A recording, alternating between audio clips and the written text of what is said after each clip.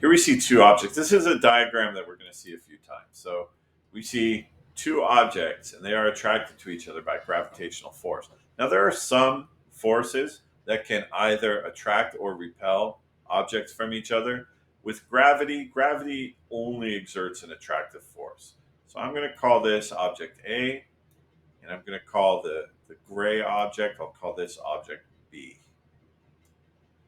Okay, so we have object A and object B.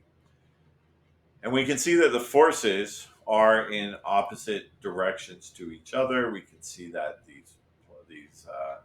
these two objects will move in opposite directions. So then the question is, which way is the positive direction? Which way is the negative direction? Which of these forces uh, well, is this force? Is this attractive force a positive force or a negative force?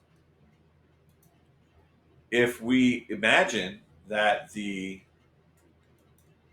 origin, so if we had this on, let's say, a number line, and we imagine that the origin is at point A. Okay, so this is the origin.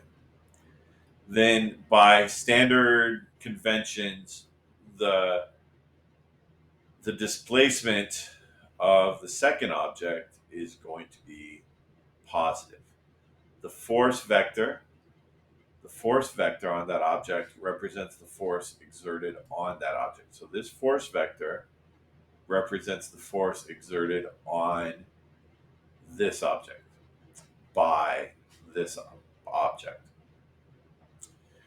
If the direction to the right is the positive direction, then that means that this force on object B, the force on object B, is negative because it's the opposite direction as the displacement vector, right? If we measure the displacement from object A to object B, so object A is at the origin.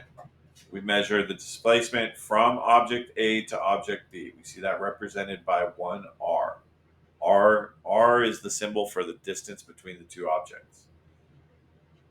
So if we see that the displacement is to the right and this force is acting to the left, then that means that this attractive force is a negative force. It's in the opposite direction as displacement. So attractive forces have a negative sign in front of them, and repulsive forces, forces that push things away, those are positive forces.